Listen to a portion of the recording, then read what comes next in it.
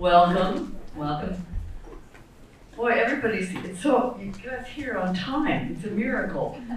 Usually have to wait at least 5 minutes, so, welcome. On behalf of Greening Greenfield, I want to welcome you. And it's so great to be able to gather in person. It has the sound level. I need to be this close, right? I think. Like, yeah, I do. Okay. Anyway, and it's great to be here and to share our love of birds and our planet, and it's thrilling to be here. So I'm Nancy Hazard, and I'm going to be your host tonight. And for how many of you is this your first Greening Greenfield event? Ooh, I love it. Are you all birders? Is that what brought you out? I hope so. Anyway, I'm going to say a few words about Greening Greenfield and a few things before I introduce our speaker.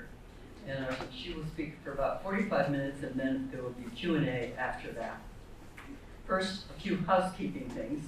I want to thank the Second Congregational Church for the use of this beautiful hall and the bathrooms. If you go out the way you came and go down the stairs and do a U-turn and go down some more, if you're able to do all those stairs, that's where where bathrooms are. There's also a bathroom right here on this level. Okay, Greening Greenfield, I have a slide up here. We were founded about 15 years ago, and our main focus is sustainability. And as this slide shows, sustainability is that spot where social justice, economic vitality, and environmental equality are all satisfied and addressed at the same time. And we use this vision of sustainability to inspire us to build resilience in Greenfield and on our planet. As noticed on the next slide, thank you, we have a new website, and I want to invite you all to visit. So here we look at what our focus areas are, and on the bottom tier there, building community, our housing, Greenfield, work with youth, and our film series all aim to accomplish our goals of enriching our community. As for the top tier, restoring our climate and biodiversity, we have 3 different areas here. We try to help people find money so that they can switch from using fossil fuels for their home heating and cooling, and also for their car, to carbon-free electricity, first thing. We're also working to change, and as far as materials go, changing from linear to circular materials production and use.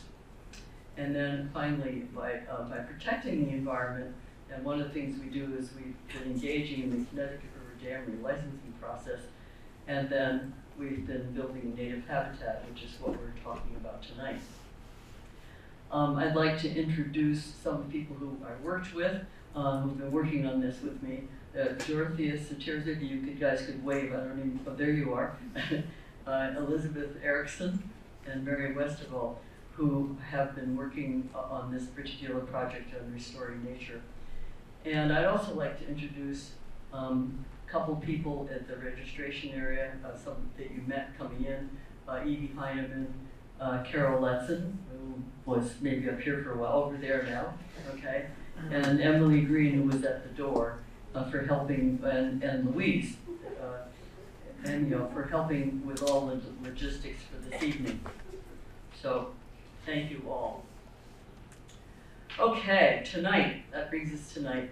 Tonight I'm really excited that we're kicking off a whole series of talks that are exploring how we can support birds that are in our community. For the last 10 years, about 10 years ago, I got interested in making my art friendlier to birds, and I learned quickly that somewhat to my surprise, that I knew almost nothing about our ecosystem and what birds needed.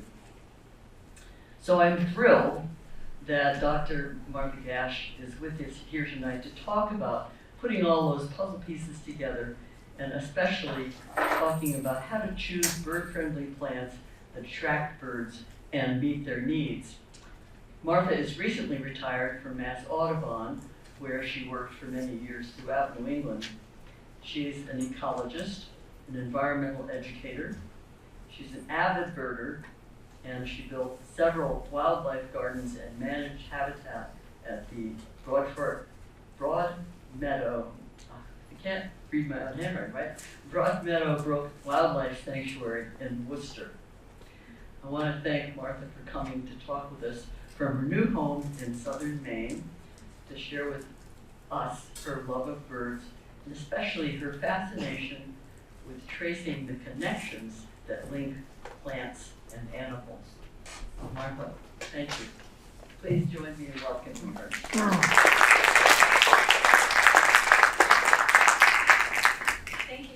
Thank you, Nancy, and thank you, everybody. Just move this a little bit so I don't feel like I'm bending over. So how's the light? Do we want these off or? I think, What? well, when she starts talking, I think you need to probably bring them down, but you tell us. We Well, these need are- to have, just as long as people don't feel claustrophobic. Yeah, okay, I These think are that's all good. off. That's fine. Oh, great, thank you. Right. So I am absolutely thrilled to be here speaking with you about birds tonight and the connections between birds and plants and how we can strengthen those connections in the spaces over which we have some measure of control.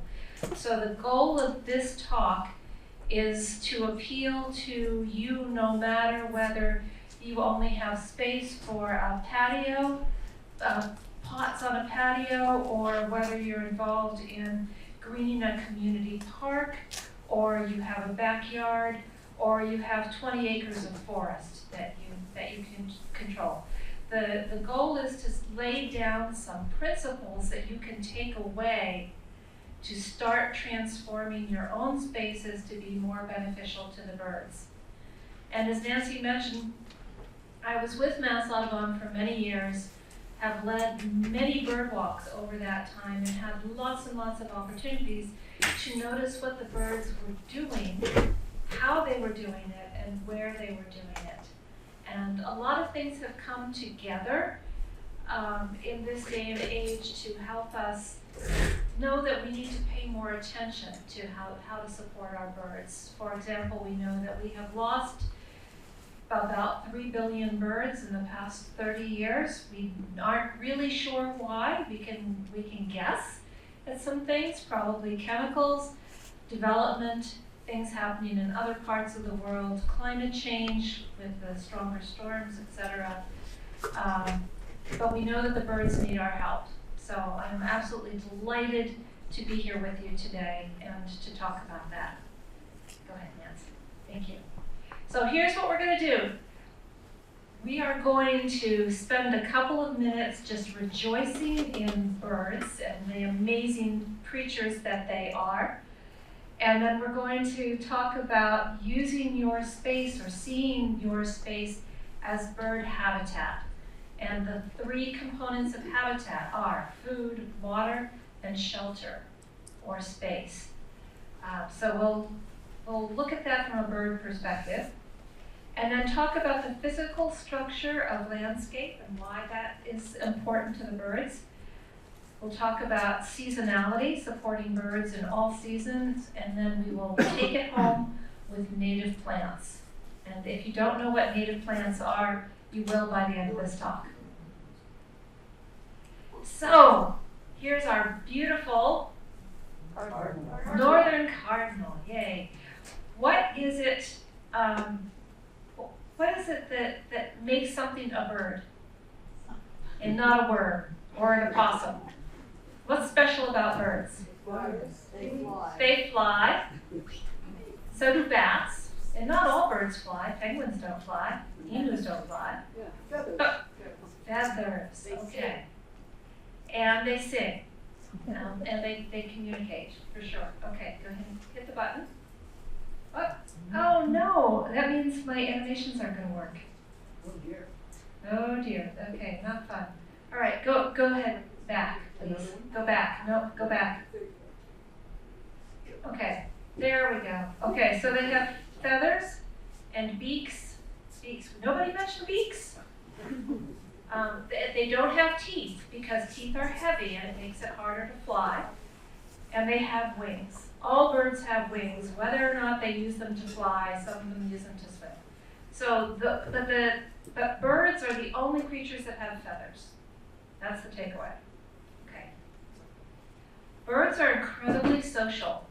And all animals really are social, but birds are social in a way that they don't mind us seeing it and watching it. That's what bird watching can be all about. And they're very social. They spend a lot of time pair bonding. They spend a lot of time telling other birds, hey, this is my spot, my area. Don't come here. This is where I'm building my nest. Thank you very much.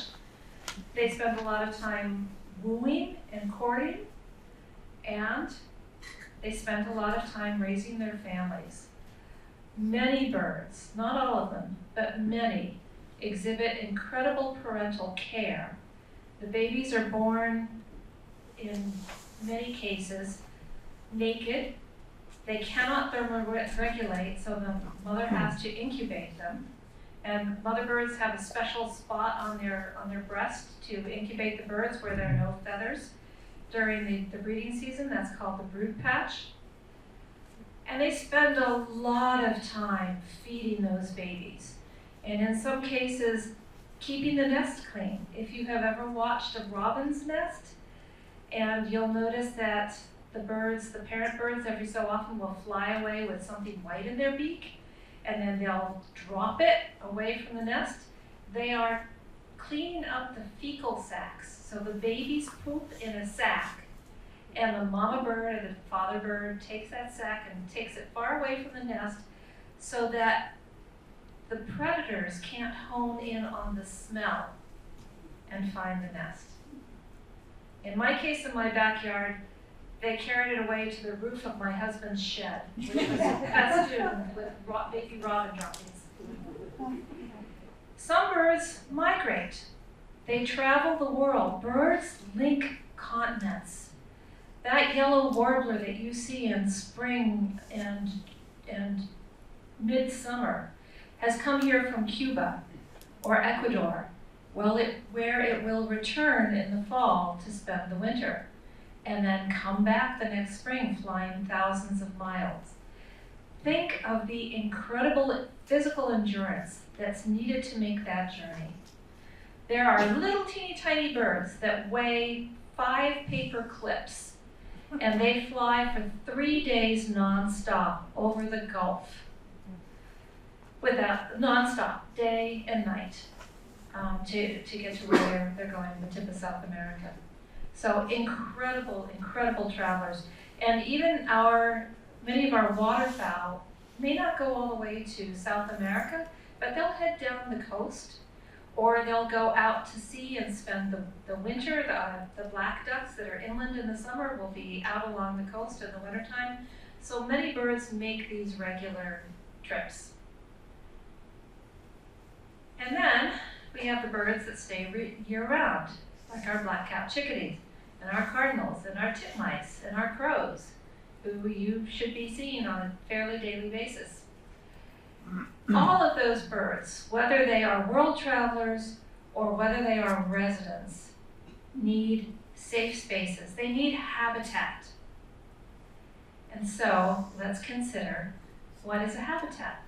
And by building habitat, you can help birds feel welcome and supported. So as an ecologist, I learned and I continue to teach that a habitat is more than the sum of its parts. Habitat is where an animal, a creature, or a plant lives, a living being lives, but it's also an ecosystem. So it's made up of many different parts. And the living parts, we think of those as being in a food chain or a food web, if you want to get more complicated about it. There are also physical parts to a habitat, the trees, the soil, the water that's available. Here we have a picture of what happens in a habitat. We have a crab spider that has colored itself to match the underside of a leaf. That's camouflage. And he has caught a fly, or she has caught a fly. I couldn't tell you which one is which. Well, I can tell you the fly and the spider, but not if the spider's a male or female. in any case, those little dramas are happening every minute of the day, year round. Under the snow, when we have snow cover, in the soil, there's lots going on. Creatures are living out their lives. In an ecosystem, energy flows through an ecosystem, and you have the plants that are capturing the energy from the sun, and then you have things that are eating those plants, whether they are insects or rabbits or mice or meadow voles. And you have birds who are not necessarily eating the greens, although if you think about ducks, yes, they are. But birds that are also eating the seeds. And then those birds, so you can picture the cardinal in the middle, is also itself part of the food chain and is going to be, potentially, if it's unlucky, captured by something like a fox or a bigger predator bird like a hawk or an owl. If you put up bird feeders, remember that you're going to be feeding all the birds. So you might get hawks coming to your feeder looking for a meal. That's okay. It can be distressing, but it is part of the natural web of life. We have birds who eat insects, and we have birds who switch back and forth between insects and seeds and fruits, depending on the season. And then we have our predators up at the very top, the hawks and the owls and the eagles, and then the non-avian predators as well. So everything is connected to something else in the ecosystem. These birds are not operating in a vacuum. And that's what you want to help foster, is those connections. So in order to support birds, to help our birds, let's think about creating habitat. And that means that we want to provide food and water and shelter. I'm not going to focus on water tonight because time is tight, but if that's an interest, we can talk about that after.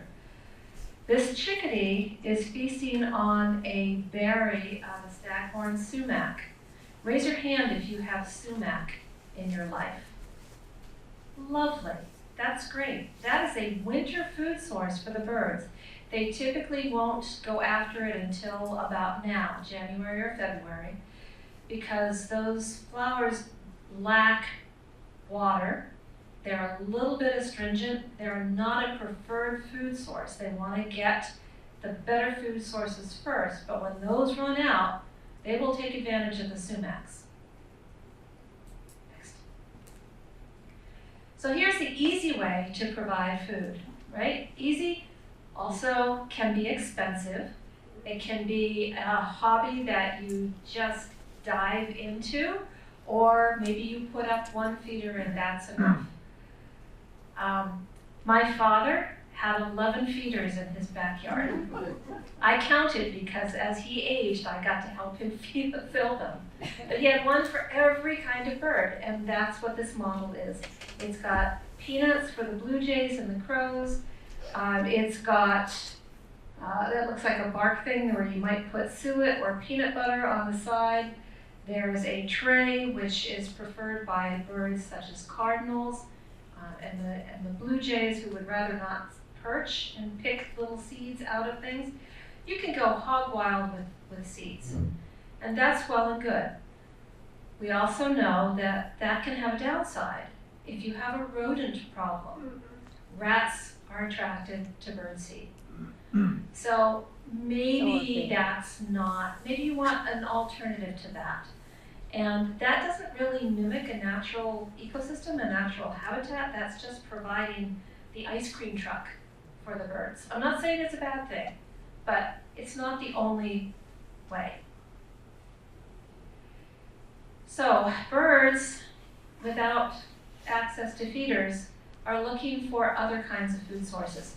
In the winter, that's going to be seeds. That's also going to be, I'll show you what else that can be.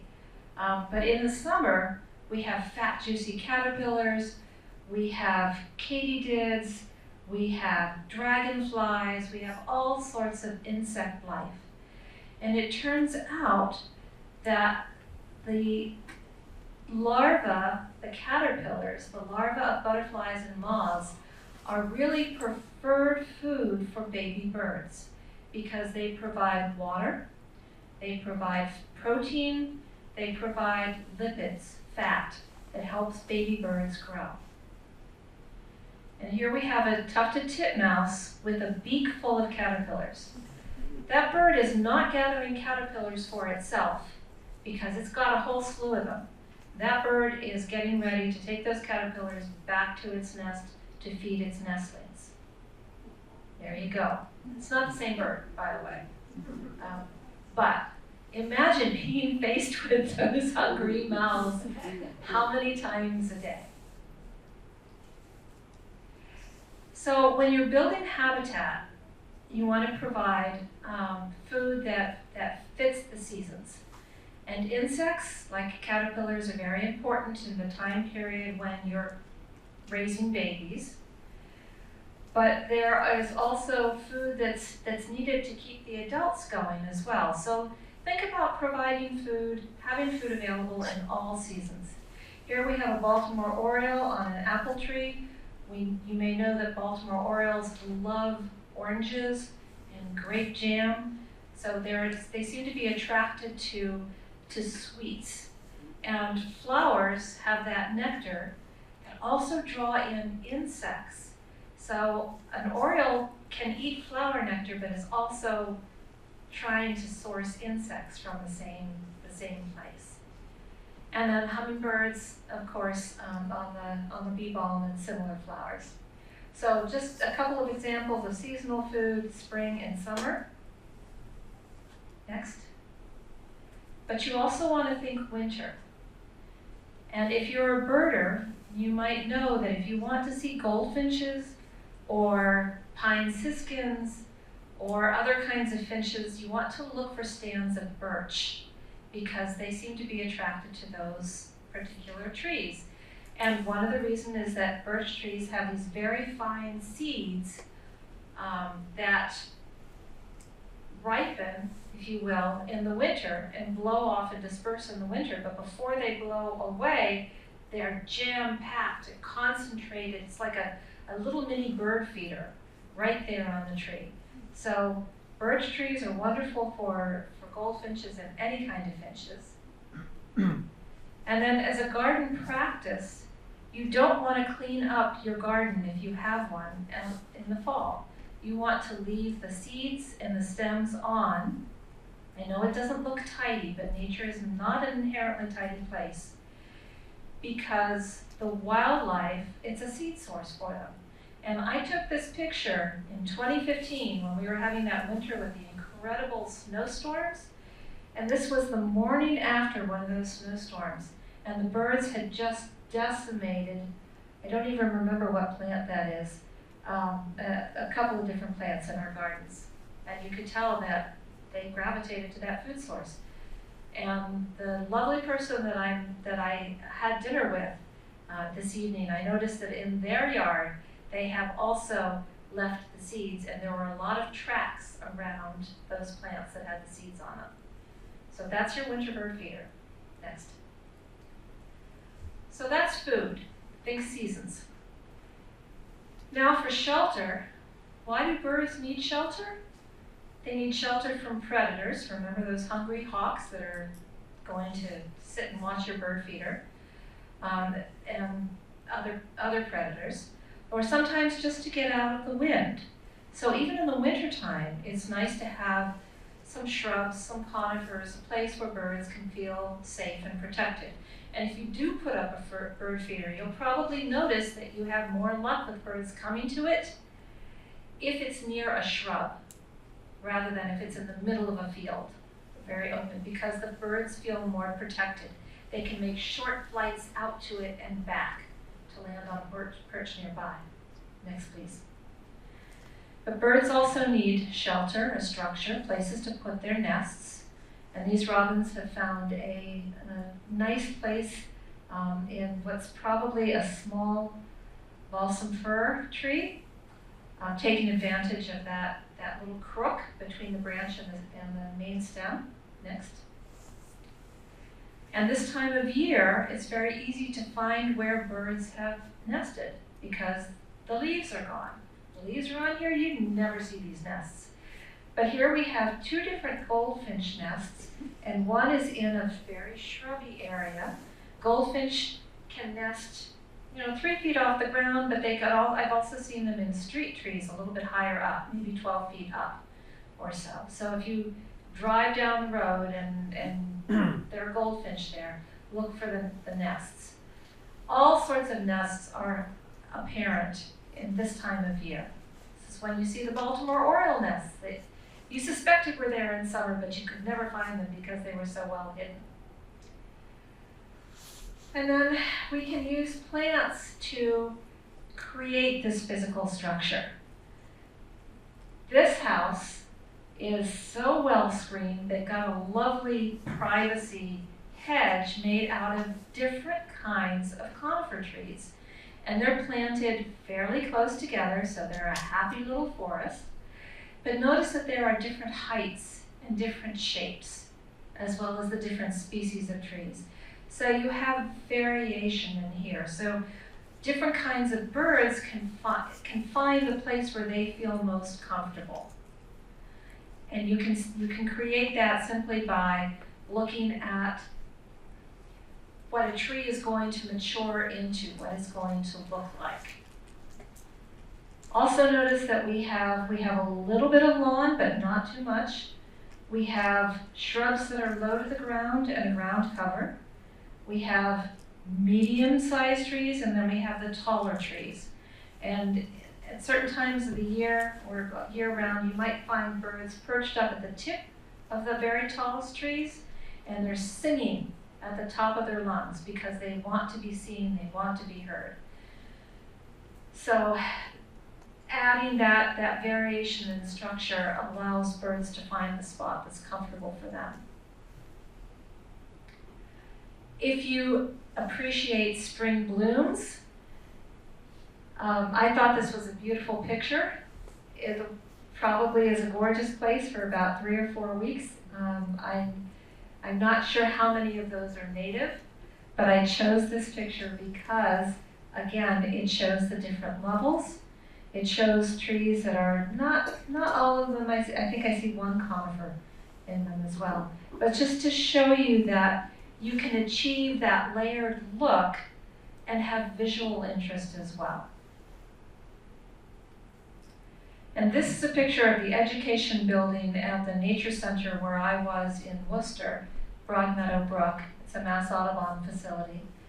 And what we're looking at is a rain garden in front of a 1940s house that has been converted, and serviceberry trees planted in the front of it. And I can tell you that when those serviceberries are in fruit, we get flocks of cedar waxwings in a neighborhood in Worcester coming through. And over the course of 3 or 4 days, they will strip those trees of the serviceberries. We have red-tailed hawks that sit there and hunt in that garden. So that garden it's got a very different feel. It's got sort of a meadowy feel. But notice how we've got some small trees that are providing structure and height for the birds. And I would be remiss if I didn't have a slide about how important dead trees are. What's the word for a dead tree? Snag. I knew somebody would know it. It sounds like several people did. That's great. Snags are important habitat. The rotting wood inside allows for animals and birds to take shelter. Woodpeckers, chickadees will use punky wood and excavate it to make their own nests. In addition, there are many beetles whose larvae are engaged in chewing through that dead wood and breaking it down. And those beetles are food for woodpeckers and whatever else can reach them. So I sat on the Conservation Commission of my town for about 12 years. And every single time somebody would come and say, I need to cut down this tree because it's going to fall into my house, I would say, well, how far away from your house is it? And how much of a trunk can you leave behind without endangering your house when it falls over? Because that is important habitat. We don't have very many old trees, and as humans, we have this phobia about dead trees. But dead trees are really important habitat for so many creatures. And I just want to get the word out to leave those snags, leave those dead trees. All right, let's talk about native plants. Native plants, as opposed to non-native plants. Non-natives are plants that have been brought from elsewhere because they're pretty, because they remind us of a home where we used to live far away, and we love having that memory, or we love having that particular color or that particular shape. But our non-native plants don't do anything for the ecosystem and for our birds. We want to learn, we want to better understand and better use our native plants that are already here, because they're easy to grow. They already are all around us. They grow naturally. They've been growing here in Massachusetts, they've been growing since the glaciers melted 15,000 years ago. So they've had plenty of time to adapt to our local climate, our local rainfall, our local soils, the temperatures that we have. They are an incredible resource that we overlook because they're every day. They're in our faces. So we get to learn to appreciate them for the beauty that they have. Pictured here is Pearly Everlasting, which is a plant that blooms in very late summer. It doesn't have a showy flower at all. It's those little white bumps on the left. But it grows 7 different kinds of butterflies and moths, including American ladies, which people seem to really appreciate. So use native plants. And here's why. Like I said, they're easy to grow. Got a brown thumb? Don't worry about it. Just use those native plants. They are adapted to our conditions, and because of that, we don't need to fertilize the heck out of them. We don't need to baby them. They are easy to use and easy to put into your garden.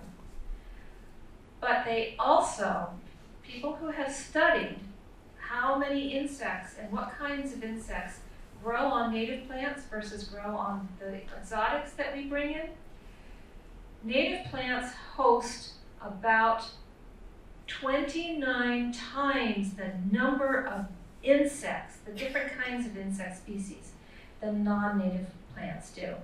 If you ever see a tree advertised as, it looks beautiful, no insect holes in it whatsoever, it's pristine, that's not a tree you want for the birds. If it doesn't grow insects, it's not going to grow birds. Also, not only is the variety of insect species on native plants so much higher than non-natives, but the biomass, the sheer weight, the sheer amount of insects on those plants is, what did I say, 96%, so almost twice as much as the insect biomass that you'll get on the non-native plants. And this is all about plants feeding insects, feeding birds. Next, please. Here's an example of a native plant. I know some people love to hate Virginia creeper. Some people say that they are allergic to it. They may very well be. And that's not something I heard until about 3 years ago, honestly. I think it looks so much like poison ivy that sometimes people get confused, mistake it for poison ivy. But if you're allergic to Virginia creeper, I don't want to negate that experience at all. Virginia creeper has lovely fall color, and it grows 28 different kinds of butterflies and moths. 28 different kinds. One of those is pictured here is the Virginia clearwing moth.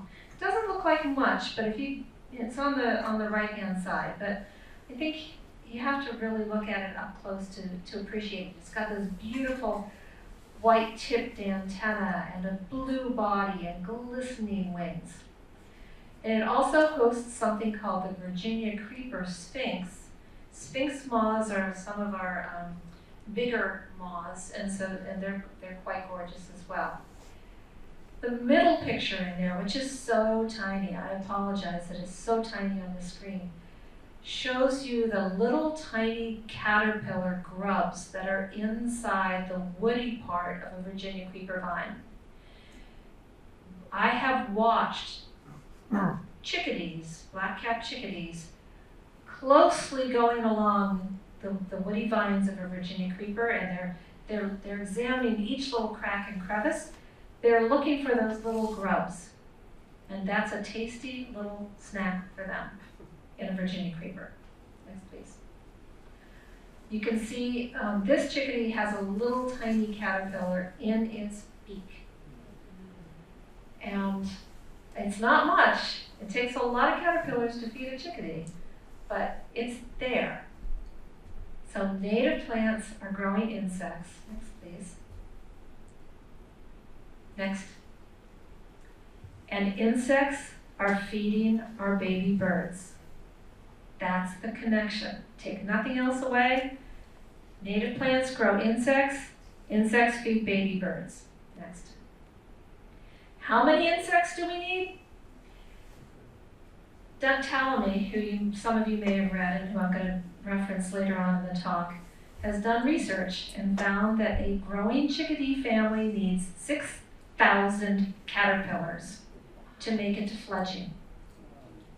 We need a lot of native plants, a lot. We know that bluebirds are bringing 300 caterpillars every single day to their nest. And again, just to reiterate, in order to have insects, in order to have bugs, you need native plants. And we want bugs for our baby birds. Which native plants? Well, we haven't really talked about trees yet, but if you are looking to put trees into your landscape, the biggest bang for your buck is going to be oaks and cherries, birches, and willows. Maples are up there, but they're not in the top 4. I know we all love our maples. So by all means put maples in, but you're going to get the most bang for your buck by planting oaks. Next. So let's take a look. We're going to compare 2 different dogwood trees. We have our Kusa dogwood that comes from Asia, and we have our flowering dogwood that is native to North America. Don't touch anything yet, okay? All right, thank you. So the Kusa dogwood hangs on to its blooms for months. I've seen these trees blooming through June. Flowering dogwood, the blooms last maybe a week or 2. The fruits are very different. You can make jelly out of the Kusa dogwood. That fruit has evolved to be eaten by monkeys. The fruit on the flowering dogwood, those hard red berries, have evolved to be eaten by birds and maybe mice. How many caterpillars do you think, how many different kinds of caterpillars a Kusa dogwood might produce? 0. Did I hear 0? Okay, how many different kinds do you think a flowering dogwood might produce? No idea. Okay, now you can hit it. 0 species for the Kusa. You were right. Good job. Pristine leaves. Looks beautiful in the garden. Flowering dogwood, 117 different kinds of caterpillars grow on dogwood trees. There's our bird food. Next. There's going to be a quiz on this slide after. Just to put, I'll just call out a few species, and I'm sure you know them already.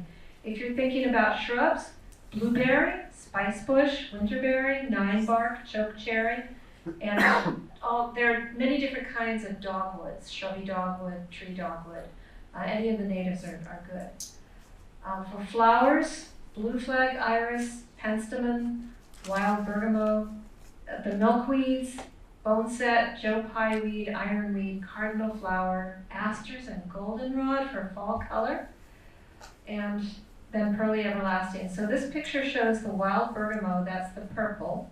That's the same thing that goes into Earl Grey tea, and then same scent.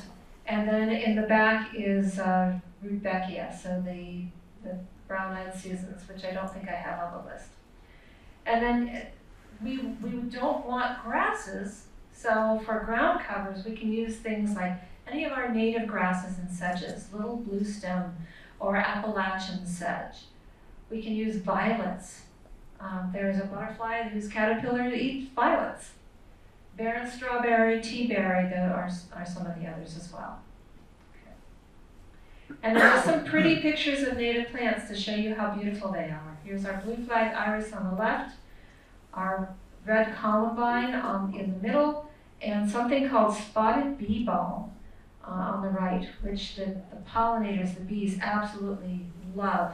And it looks just exotic enough to be fascinating, but it is a native plant. Shrubs and trees, a picture of a high bush blueberry, which also supports bees, especially our bumblebees. And then a tree that's my favorite, I have to stick in here, is the black gum, or tupelo tree. Nyssa sylvatica. Has beautiful fall color, and then produces berries, flowers that the bees love and berries that the birds will eat. And those berries in the bottom right corner are not ripe yet. They will turn a lovely blue-black when they're ripe. So gorgeous street tree. And one of the oldest trees in the Commonwealth of Massachusetts is a black gum tree that's found deep in a swamp somewhere in this general area. So for putting it all together, what do you, when you're gardening or landscaping to support birds, what do you look for? We want to first have the perspective that the space that we're interested in is a habitat that's providing food and shelter and water for the birds. We want to focus on using plants that are native to the area because they are growing insects which feed the birds. And we want to think about having different levels in our space, and we can achieve that by putting in different shapes and heights of plants. And then finally, you want to think about how your landscape functions no matter what time of year it is, because there are always birds around. And they're always hungry. I wanted to, we're getting towards the end, and I wanted to show you this picture. This is that same garden where we were looking up at the house and there were trees up against the house. This is that garden looking down towards the street, and you can see that it's in the middle of a neighborhood. But we have grasses planted around the edges. That's purple love grass, is that beautiful purple grass, and then little blue stem towards us from there. Boneset and blazing star are in the basin of the depression. Joe Pye weed is in the far area towards the road, and then various other things are scattered around. But it's a lovely little landscape that you can have in a neighborhood, and it functions very nicely as an ecosystem. Lots of birds and bees and rabbits and hawks and other things are constantly flowing through and using this space in the middle of New England's second largest city. So here's some resources for you. The Native Plant Trust. I know that some people in here are very familiar with this organization, and they have Masami Farm, which is not far from here. They're a great resource on their website. Mass Audubon has a nice section on pollinators. There's a little QR code where you can get to that page very easily. Doug Tallamy's books are on the bottom. The last one that's coming out in April is called How Can I Help? And I know at least one person in this audience already seems to have a preprint of it already.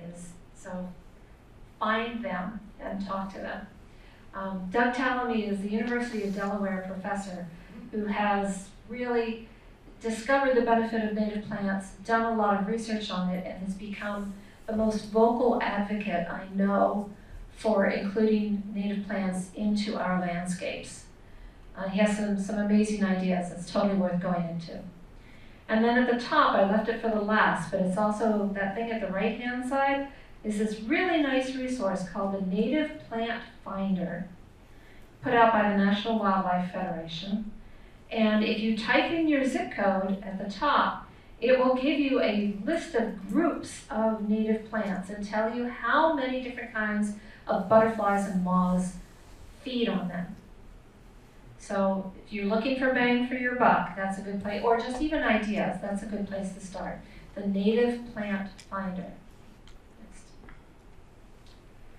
So here we are. We've come to the end of the presentation. Look at all that we've done. We have marveled at the wonder of birds. So even if you're not a birder and you're here, hopefully you come away with a little bit more appreciation of these amazing creatures. Gotten you to, introduced you to the concept of thinking about your space not as a garden that's pleasing to people, but as a functioning habitat that supports birds. Gotten you to think about the physical aspect of that habitat, introducing multiple levels and layers of plants. Thought about gardens and landscapes in a year-round context, and then introduced you to the vital concept of native plants and how valuable they are for helping our birds. So that's a lot, and I don't want anybody to feel overwhelmed by this. The nice thing about gardens and landscapes is that you can start small. It's a great time right now to look out and just look at those levels and see what you've got. Do you have shrubs? Do you have trees? Do you have room for a tree? And think about what plants you might want to start with. Just even putting in one thing that's native is going to be valuable.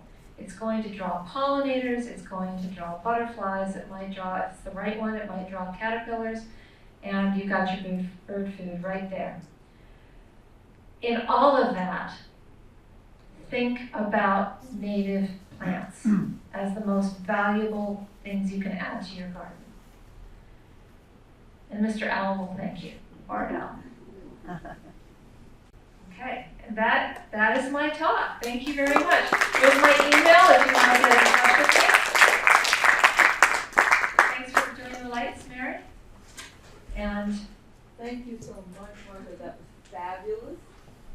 And Q&A time, right? Q&A. Q&A. So, Oh boy. do you want to facilitate all the Q&A? You don't need me, right? I don't need you. I got this. You're first. What kind of owl was that? What kind of owl was that? That was a barred owl. Yes. Brown eyes, streaked chest. Yes.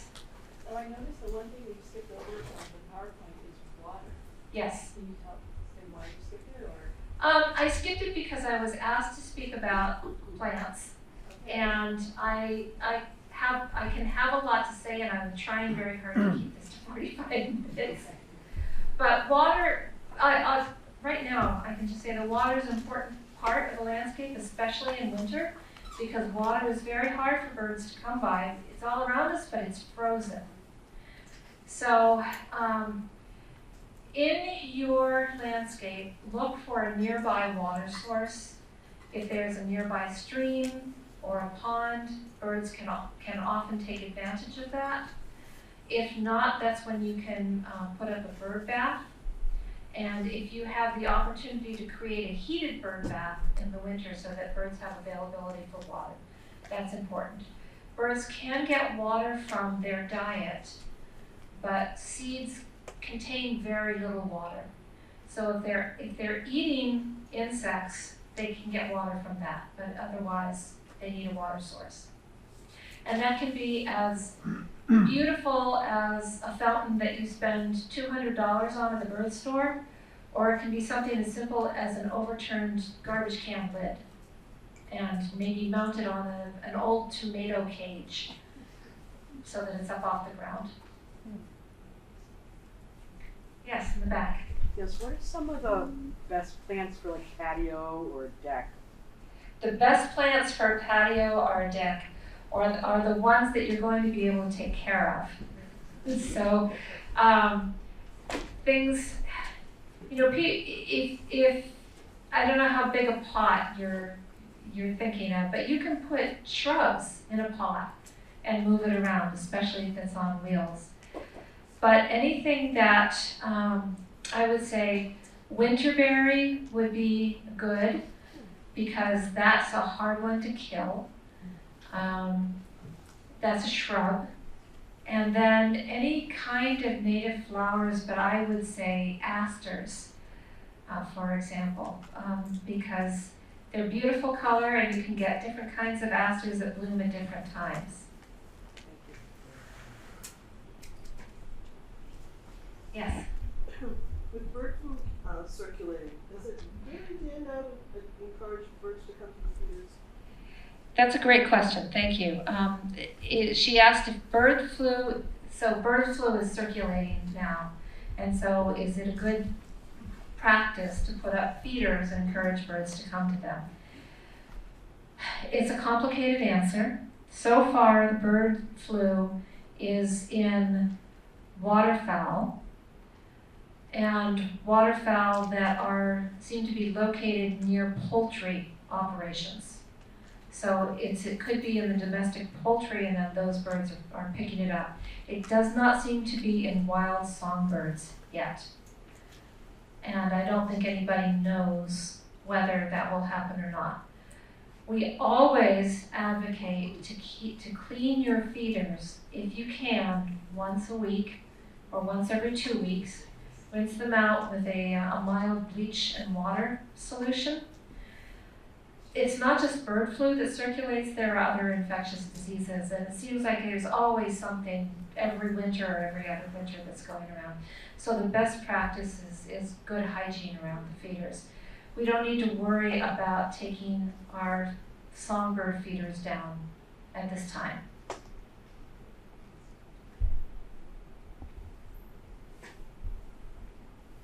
You said a mild bleach, vinegar? No? Yes.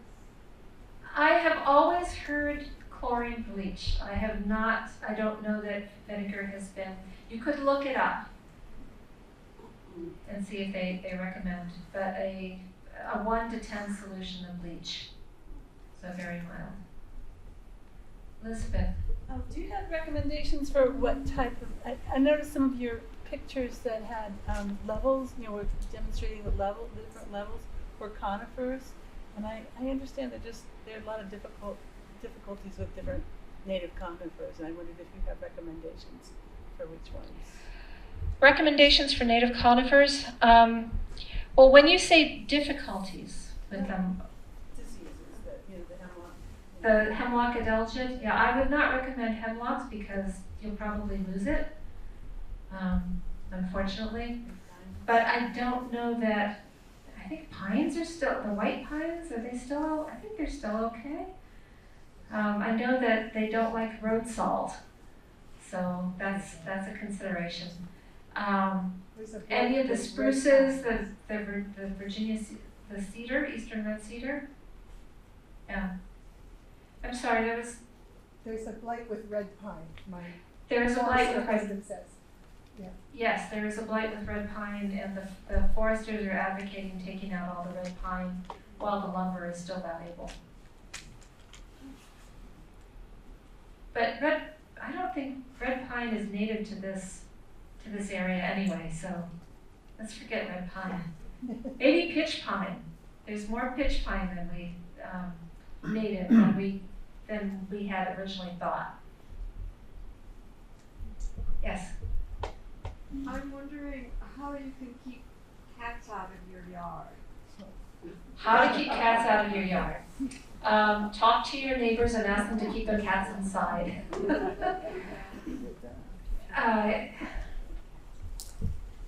That's all the tips that I have, because cats are very good at squeezing through places. What about bears? What about bears? I have no idea how you keep a bear out of your yard. I think they go wherever they want to. But if you folks must live with bears longer than I have lived with bears, so I would bet you have a lot of wisdom in this room about bears. What I have heard is that you want to keep your garbage inside. You don't, and pet food inside. That goes for keeping any kinds of suburban area wildlife out of your yard, skunks and raccoons as well. So keep all of the food sources inside and tucked away if you can. And bears love bird feeders because it's like eating pizza. So hopefully the bears are still hibernating through the winter and you wait until they go to sleep and then you can put your bird feeders out. But if you're doing native plants, you're not going to have that concentration of food source. So the bears, you shouldn't be attracting bears to your yard by putting in native plants. Except blueberries. Except for blueberries. If you have one blueberry bush, chances are that the birds are going to get those berries before the bears have a chance. It's a great question. One more here, and we'll go to you. Yes. The squirrels and the chipmunks, I know it's always a problem. Are they synonymous with the birds or? The squirrels and chipmunks? Yeah. If you put out the bird feeders, you're feeding everybody. You're feeding the squirrels and you're feeding the chipmunks. And in I've done battle with squirrels for 25 years. And my husband loves doing battles with squirrels for 25 years. We've tried electric fences, we've tried greasing poles, we've tried all sorts of things. And the squirrels are smarter than we are. So that's another thing that making your garden into something that's native plants. The squirrels they're not going to attack it and raid your feeder and make you go out and buy another $40 bag of birdseed the next day. Would you say that native plants, strategized in all the ways you delineated, are preferable to bird feeders, or do you think they coexist well? I know there's some people who are kind of purists and they think birdseed is unnatural. What do you think? So the question that she's asking is that are native plants, let's see if I'm going to get this right, native plants preferable to bird feeders, or can you do both, essentially? Did I get it right? Okay. So my personal philosophy is to lean very heavily on native plants and then to supplement with bird feeders at the appropriate time. Like when my granddaughter comes over and she wants to see the birds. I'll teach her about native plants and we'll go look for the bees and the bird nests and all of that, but it's nice to have a feeder up so that you can draw the birds in close if you can't do that with shrubs, for example. One of my garden successes was planting a serviceberry close to our back deck, which provided us with shade, gave us beautiful blooms for a brief period of time, and was a perch for the birds to come into our feeder. So we drew the birds in and got them to stay longer at the window in the area so that we could enjoy them by having that tree there. So that's an example where the two worked well hand in hand. That was a very nuanced question. Go ahead, Nancy. Kind of a complicated question, I guess. So I'm thinking about our public spaces, I'm thinking about our tree belts. And I'm wondering, is it worth trying to replace the mown grass that's underneath our trees in a tree belt? And I've noticed in Northampton, just south of us, they've started having some like little blue stem and fairly tall kind of things in their tree belt areas along with the trees. And in Washington D.C., I've seen a lot of carex, the sedges that are underneath the trees. So what do you think about? Is it worth, struggling with that little strip of grass on it in a tree belt? So you're asking about tree belt and what do you do about the ground cover? Yeah. So So is the tree belt, is what you're referring to, is it that 3 foot wide space between the sidewalk and the street? yeah, and understanding that a lot of the insects overwinter in the, not in grass, but in other stuff. In the soil, in the leaf litter, right? So best practices for supporting insects, which then support the birds, is to not remove the leaves and to have less grass for all sorts of reasons. If you have grass and you're mowing grass on a regular basis, you're using energy and polluting the air to do the mowing. You're probably trying to water the heck out of it to get the grass to grow. So it's so much better if you can replace that with the ground cover, like the carex, like the blue stems. And there are kinds of blue stems that aren't as big and tall and feel a little nicer and safer from a human perspective. So it's easier on the planet and better for the insects and better for the birds if you can get rid of the grass and replace it with something else. That said, if it's next to a road and you get a lot of road salt, that can be really hard. And I wish that I had something easy, an easy remedy for that. I think it's totally worth experimenting and trying to find something that will grow. One of the benefits about something that is not a carpet like the grass is that many of our native bees nest underground, and they can't get into the ground to dig their burrows if it's solidly carpeted with grass, rhizomes. So they like those carex or the native grasses that grow in clumps, in bunches, because they can burrow in between them in the sandy areas. So it's just introducing that diversity and complexity into that area. We gave up on the green strip at my house. Husband tried to make it grass for years, and then we said, screw it. And we didn't plant it with anything else, but we let the weeds take over. And it turns out that if you, and this is research that was done in Springfield, if you have a lawn and you mow it every 2 or 3 weeks instead of twice a week, and you allow the little weeds in your lawn to bloom, it feeds the bees, and you get a diversity of insects coming to your lawn. So you created habitat for the insects simply by changing your mowing practice, not by changing what's growing there. Yes.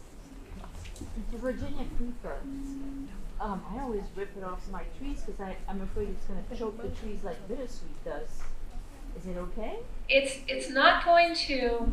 Can you repeat the question? Yes, Virginia creeper. Thank you for reminding me, Nancy. The question was, is Virginia creeper bad for trees? Will it choke the trees the same way that bittersweet does? And the answer is, if you have really vigorous Virginia creeper, it won't choke the trees, but it might shade out the crown if it gets high enough. So you might want to cut some of it back, but not all of it. It does not have the force of the twining vine that the bittersweet does that actually chokes the bark of the tree. And it's got those little tendrils that climb up the outer bark. So it's the weight and the abundant growth of the leaves in the canopy of the tree that can be hazardous to the tree.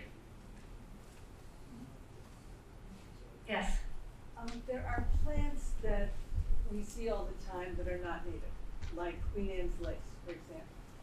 And, but we assume they're native, because we see them everywhere. So how do we deal with those? Are they they're definitely around, and so how do we handle that? Okay, so the question is, there are plants that have normalized themselves in our lives, such as Queen Anne's lace, that are not native. And how do we deal with those? Dandelions would be another one, right? So Queen Anne's lace is definitely one. Dandelions is another. Clover, red clover is a third one. Those plants, yeah, they're not native, but there are animals, there are insects that have come to accept them and use them. So there are bees and flies that will use the nectar and pollen on Queen Anne's lace. And there are even butterflies, because Queen Anne's lace is in the carrot family, and there are butterflies like our swallowtails feed on plants in the carrot family, like dill. They will use Queen Anne's lace. They will eat Queen Anne's lace, and they'll be fine. They'll grow up into butterflies. So those non-native plants we live with. There are other non-native plants like bittersweet, Asiatic bittersweet, like Japanese knotweed, like Japanese honeysuckle, that they're thugs. They just take over. They won't let anybody else live with them. Those are the ones that we need to put our energy into tackling. So you can't stress about every single non-native. You will go crazy.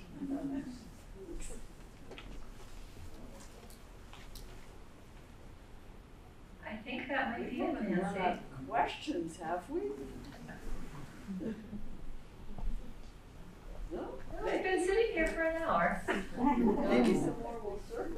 Yeah. Yeah. Thank you very much. Oh, we have two more. Is clematis, is that native?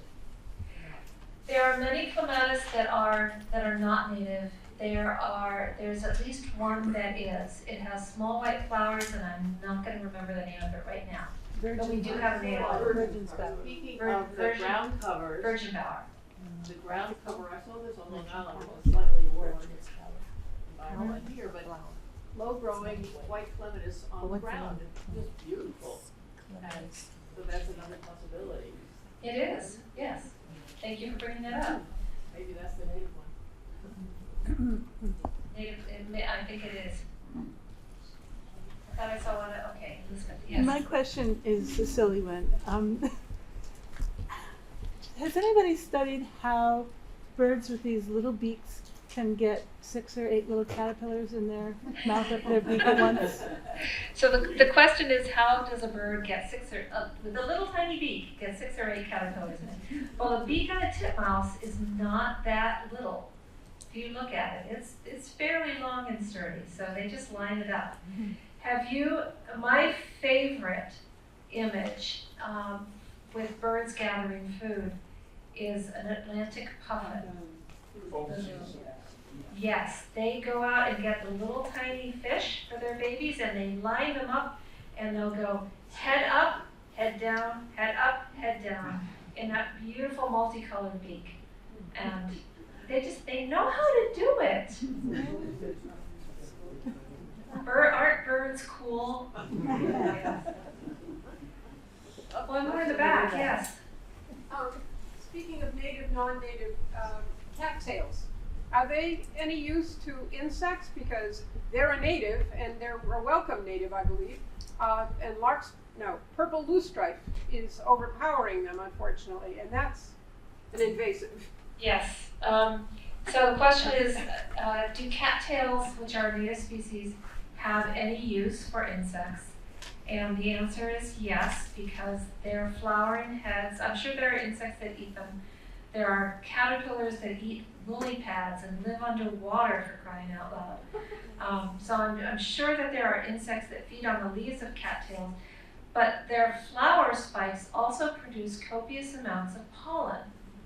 And it's my understanding that the native peoples were able to make use of cattail pollen as a food source. And also I have seen birds use the fluff from the aged flowers, the seed heads, for nest lining, to line their nests.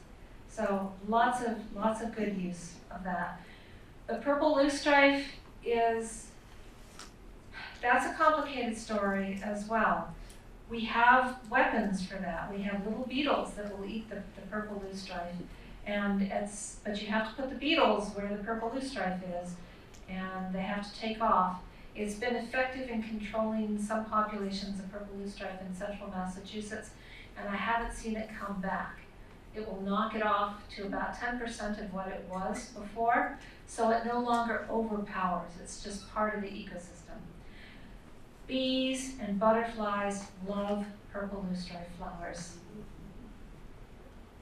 Is the insect you just talked about introduced to control it, or is it a native? No, they were, so she asked, was the insects, the beetles that feed on the purple loosestrife, were they also introduced?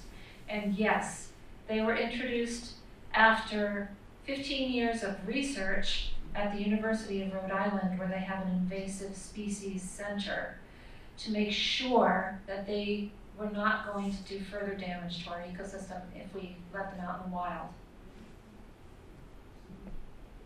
We've learned to be very careful about that. Thank you. Thank you. Thank you.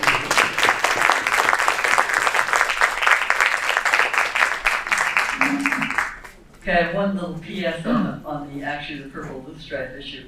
My next door neighbor, the neighbor next door had purple loosestrife all over the yard, and then the cattails came in, and the purple loosestrife is losing the battle. I know, but maybe the beetle has gotten here. That's a whole other issue that I don't know anything about. So, oh, and I do have a bird feeder that has the squirrels are foiled by it. It's been 3 years now, no squirrels. The squirrels will stay on the ground, but they don't deal with the bird feeder. So thank you, Martha.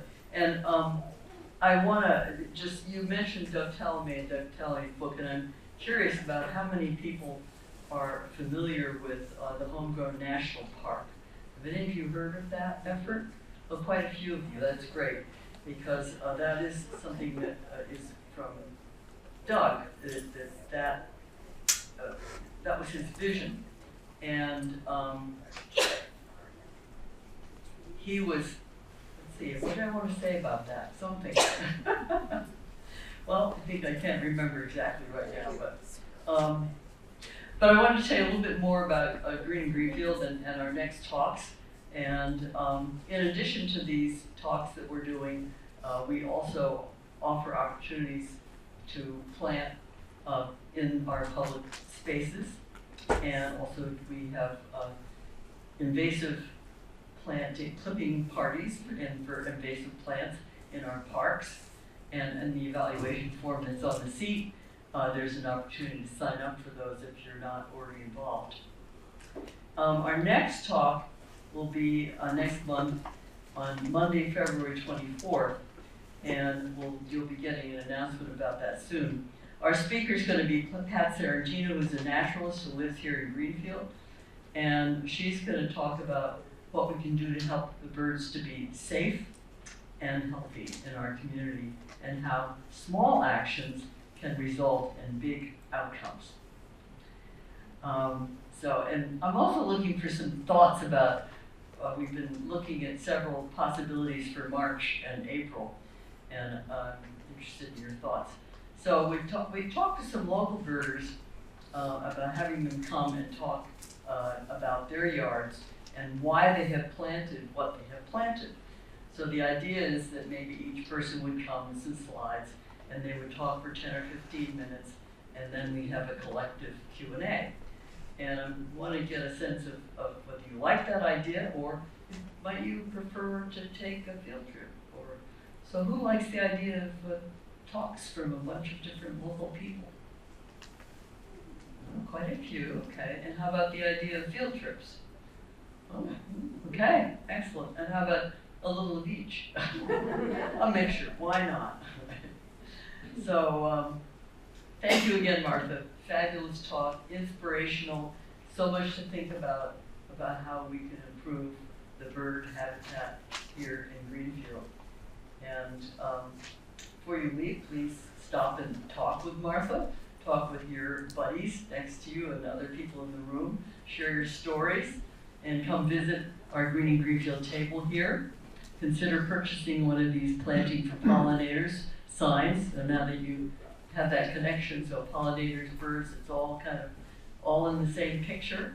And please do fill out your evaluation sheet. It's really, really valuable for us. And thank you for coming and supporting birds in our community.